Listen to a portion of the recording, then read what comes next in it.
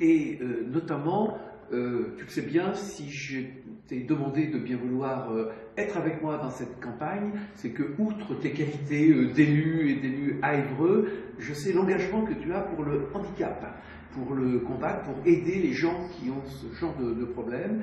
J'y suis très sensible puisque j'ai eu aussi à travailler, mais toi, tu en as vraiment fait un axe de ton activité professionnelle.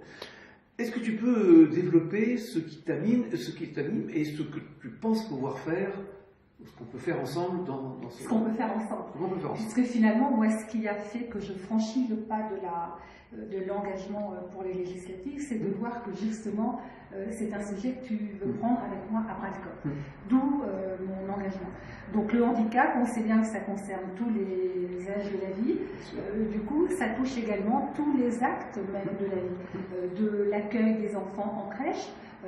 Moi, je parle en permanence de droit commun en priorité, c'est-à-dire les crèches en formant le personnel, mais aussi pour que les familles se sentent en sécurité pour pouvoir laisser leur enfant qui a des besoins spécifiques.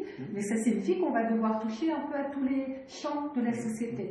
Notamment, moi, il y a des sujets qui me tiennent vraiment à cœur, c'est par exemple le coût des matériaux, que ce soit des fauteuils, que ce soit des appareils auditifs.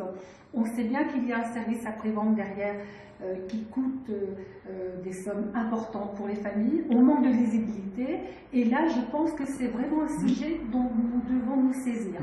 Il y a également un autre axe important, j'en prendrai deux en fait pour faire court, c'est pour nous parlons en permanence de changer le regard du handicap. Donc moi il y a un sujet qui me tient vraiment à cœur et tu le partages, c'est de venir attaquer le pictogramme qui représente le handicap. Il a été fait dans les années 50. Effectivement, il y avait beaucoup de personnes amputées et donc le logo du fauteuil correspondait à quelque chose.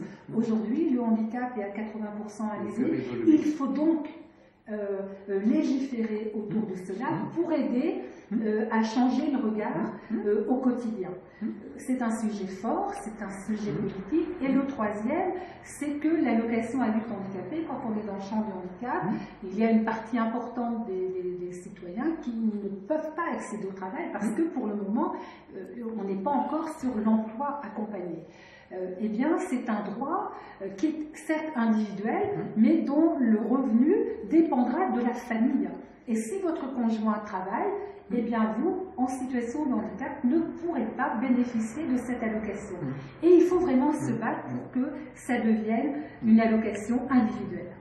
Eh bien écoute, merci Francine, je vois que tu as beaucoup travaillé sur ce domaine et moi, tu sais bien, si je suis élu parlementaire, je n'entends pas travailler seul, mais avec une équipe et tout particulièrement avec ma suppléante. Voilà, merci de votre attention. N'oubliez pas, les élections législatives, donc c'est le 11 et le 18 juin, et si vous ne pouvez pas voter, vous pouvez faire une procuration, mais une procuration par personne.